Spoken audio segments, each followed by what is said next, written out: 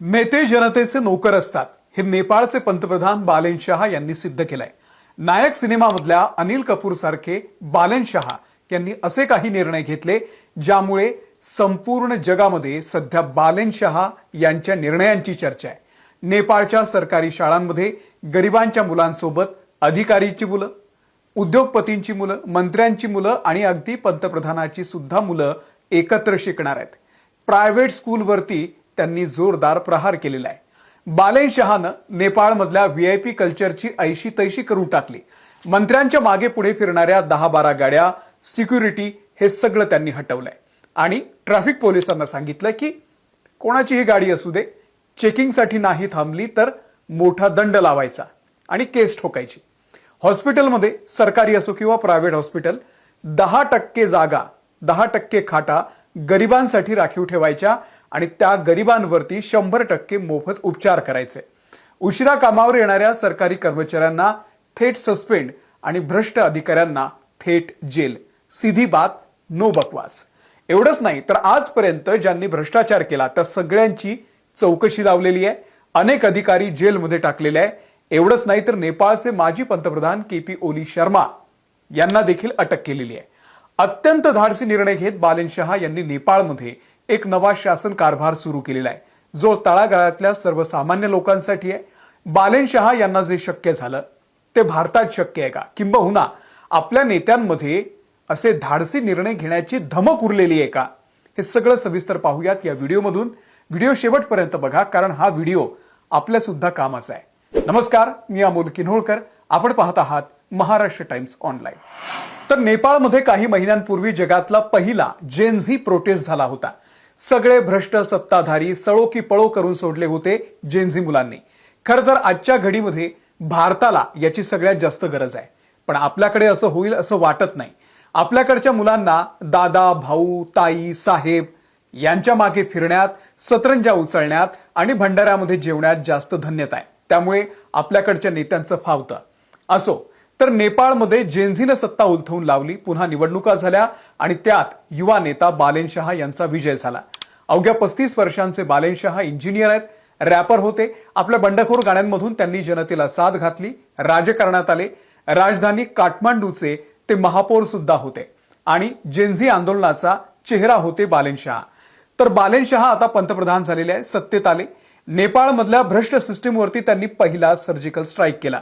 पहिले तर त्यांनी आपल्या मंत्रिमंडळामध्ये अशी माणसं नेमली ज्यांना त्या खात्याचा अनुभव आहे, त्या खात्याचा अभ्यास आहे आणि त्यात त्यांनी काम केलेलं आहे। नाहीतर आपल्याकडे काय असतं, क्रीडा मंत्र्याला बॅट पकडता येत नाही। क्रिकेट असोसिएशनचे सगळे अध्यक्ष राजकारणी आहेत ज्यांचा खेळाशी काहीही संबंध नाही। क्रिकेटचं मी तुम्हाला एक उदाहरण दिलं, बाकी सगळ्याच खेळांमध्ये हीच परिस्थिती आहे। बालेन शाह यांनी काय केलं तर नेपाळच्या अर्थमंत्रीपदी स्वर्णिम वागळे यांना बसवलं, ज्यांनी वर्ल्ड बँकेमध्ये 25 वर्ष काम केले। आरोग्यमंत्री निशा मेहता ज्या दिल्ली एम्समध्ये नर्स होत्या, तळागाळातल्या समस्या त्यांना जास्त माहिती आहे। आणि सुदान गुरुंग यांना गृहमंत्रीपद दिलंय, जे काठमांडूच्या क्लबमध्ये डीजेचं काम करायचे। या सगळ्या मंत्रिमंडळामध्ये कोणीही राजकीय राजघराण्यातून आलेलं नाहीये। 14 जणांचं कॅबिनेट आहे फक्त, जेणेकरून तातडीने निर्णय घेतले जातील आणि ते अंमलात सुद्धा आणले जातील। आणि निर्णयांचा धडाका सुरू झालेला आहे। यांना 5 वर्षामध्ये नेपाळचा जीडीपी डबल करायचा आहे। त्यामुळे पहिला प्रहार केलाय तो भ्रष्टाचारावर। मला व्यक्तिगत आवडलेला निर्णय शाळांसंदर्भातला आहे, मी तुम्हाला तो पुढे सांगणार आहे। पण सगळ्यात पहिलं काम काय केलं बालेन शाह यांनी तर भ्रष्टाचारावरती प्रहार केलाय। 1990 ते 1926 यापर्यंतच्या सर्व पदावरच्या भ्रष्ट अधिकाऱ्यांची चौकशी करण्यासाठी एक समिती नेमलेली आहे, ज्यांनी भ्रष्टाचाराद्वारे बेकायदेशीर संपत्ती जमा केली त्यांना सोडलं जाणार नाही असा स्पष्ट इशारा त्यांनी दिलेला आहे। बालेन शाह यांनी सत्तेत येताच मंत्र्यांसाठी आणि नेत्यांसाठी असलेलं व्हीआयपी कल्चर बंद केलेलं आहे। कायद्यासमोर सगळे सेम आहेत हे सिद्ध करण्यासाठी नेपाळमधल्या मोठ्या नेत्यांच्या अवैध बांधकामांवरती त्यांनी बुलडोझर चालवला। नेपाळचे माजी पंतप्रधान केपी शर्मा ओली यांना गेल्या वर्षीच्या जेनझी आंदोलनामध्ये निष्काळजीपणा दाखवल्याच्या आणि भ्रष्टाचाराच्या आरोपाखाली अटक करण्यात आलेली आहे। रमेश लेखक जे त्यावेळी गृहमंत्री होते त्यांनाही याच प्रकरणामध्ये अटक केलेली आहे। दीपक खडका माजी ऊर्जा मंत्री आहेत, त्यांना मनी लॉन्ड्रिंग प्रकरणामध्ये सुद्धा अटक करण्यात आलेली आहे। काठमांडू आणि परिसरामध्ये गुन्हेगारी टोळ्यांचा बिमोड करण्यासाठी ऑपरेशन सेफ्टी राबवण्यात आलेलं आहे। एप्रिल 2026च्या पहिल्या आठवड्यामध्ये काठमांडू पोलिसांनी विविध भागांमधून 33 कुप्रसिद्ध गँगस्टर्सला अटक केली, ज्यामध्ये प्रवीण तमांग, जो डिंपल म्हणून ओळखला जात होता, बिरजू महर्जन, सुजुक कारगी आणि बिकी लामा यासारख्या मोठ्या गुन्हेगारांचा समावेश आहे.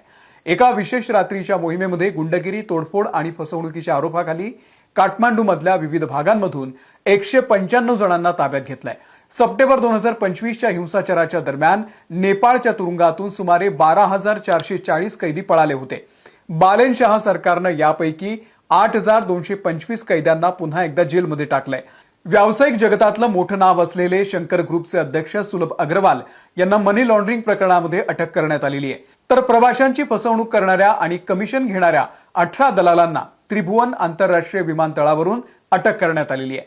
बालेनशहाच्या राजवटीमध्ये चुकीला माफी नाही. बालेनशाह यांनी 6 देशांमधल्या नेपाळच्या राजदूतांना परत बोलावलंय. भारतातले राजदूत शंकर प्रसाद शर्मा, ऑस्ट्रेलियामधल्या राजदूत चित्रलेखा यादव, दक्षिण कोरिया देशातल्या राजदूत शिवमाया तुम्बा हाम्फे, श्रीलंकेतले राजदूत पूर्ण बहादूर नेपाळी, डेन्मार्कचे राजदूत सुम्निमा तुलाधर आणि दक्षिण आफ्रिकेचे राजदूत कपिल श्रेष्ठ हे 6 राजदूत मागच्या केपी शर्मा ओली यांच्या सरकारच्या काळामध्ये राजकीय कोट्यातून नियुक्त करण्यात आले होते. बालेनशाह यांनी सत्तेत येण्यापूर्वीच वचन दिलं होतं की राजनैतिक पदावरती राजकीय कार्यकर्त्यांच्या ऐवजी तज्ज्ञ आणि पात्र व्यक्तींची नियुक्ती केली जाईल. त्यामुळे या सगळ्यांची हकालपट्टी करून त्या जागी आता पात्र आणि अनुभवी व्यक्तीला बसवलं जाईल. याचा अर्थ नो वशिलेबाजी. यापुढे फक्त पात्रतेनुसारच नियुक्त्या केल्या जाणार आहेत. आणि सगळ्यात मोठा निर्णय शिक्षण क्षेत्रातला. सर्व खासगी शाळांना त्यांच्या एकूण विद्यार्थी संख्येच्या 10% जागा गरीब आणि गरजू विद्यार्थ्यांसाठी मोफत ठेवणं अनिवार्य आहे. जो नियम पाळणार नाही त्या शाळेवरती कडक कारवाई केली जाईल. हा त्यांचा सर्वात महत्त्वाचा निर्णय मानला जातोय. शाळा आणि महाविद्यालयांच्या आवारामध्ये असलेल्या सर्व राजकीय विद्यार्थी संघटनांवरती त्यांनी बंदी घातलेली आहे. राजकीय पक्षांचे झेंडे आणि कार्यालय 7 दिवसांमध्ये शाळांमधून हटवण्याचे आदेश दिलेले आहेत. ज्या खासगी शाळांची नावं परदेशी आहेत, उदाहरणार्थ ऑक्सफर्ड, केम्ब्रिज, त्यांना वर्षाच्या अखेरपर्यंत आपल्या शाळांची नावं बदलायची आहेत. नेपाळी संस्कृतीशी संबंधित नावं ठेवणं बंधनकारक आहे. लहान मुलांवरचं अभ्यासाचं ओझं कमी करण्यासाठी 5वी पर्यंतच्या सर्व पारंपरिक परीक्षा रद्द केलेल्या आहेत. 14 एप्रिल 2026 पासून शाळा स्तरावरती सर्व प्रकारच्या प्रवेश परीक्षा आणि ब्रिज कोर्सेसवरती बंदी घालण्यात आलेली आहे, जेणेकरून खासगी शाळांना विद्यार्थ्यांकडून अवाढव्य फी उकळता येणार नाही. खासगी शाळांना पर्याय म्हणून आणि सरकारी शाळांचा दर्जा सुधारण्यावरती त्यांनी आता जास्तीत जास्त भर दिलेला आहे. आणखी एक महत्त्वाचा निर्णय घेतलाय, तो म्हणजे रुग्णालयांच्या संदर्भातला.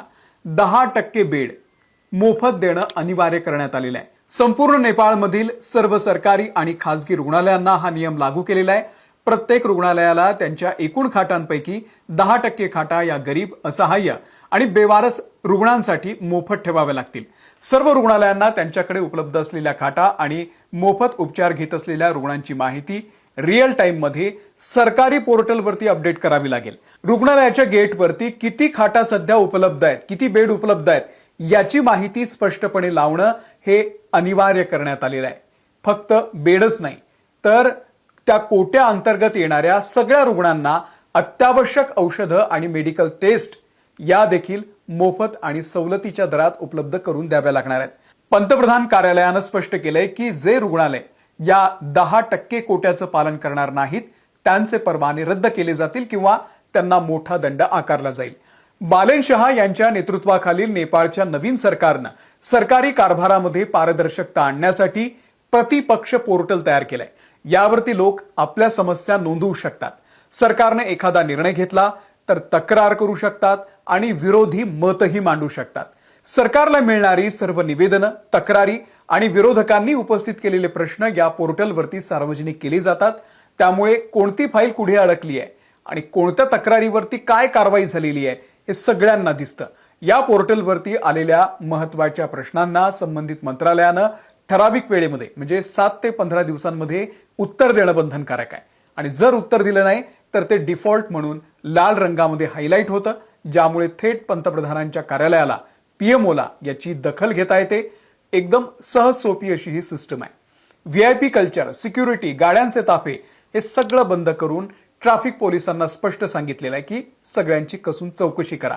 नियम मोडणारा व्यक्ती कितीही मोठा असू दे, कितीही मोठा अधिकारी असू दे, नेता असू दे, त्याच्यावरती दंड लावा. अतिशय क्रांतिकारी निर्णय बालेन शहा यांनी घेतलेला आहे. ज्याला स्वतःची नाही देशाची चिंता आहे तोच नेता असे धाडसी निर्णय घेऊ शकतो. हे नेपाळसारखा देश करू शकतो तर आपला देश का नाही करू शकत? तुम्हाला काय वाटतं? आपल्याकडेही असं असावं का? असं आपल्याकडेही असावं, हे नियम आपल्याकडेही असावे, हे जर तुम्हाला वाटत असेल तर हा व्हिडिओ जास्तीत जास्त लोकांपर्यंत शेअर करा. या व्हिडिओमध्ये इथेच थांबतोय. ताज्या बातम्यांच्या अपडेटसाठी महाराष्ट्र टाइम्सच्या आमच्या YouTube चॅनलला तुम्ही सबस्क्राईब करा. धन्यवाद.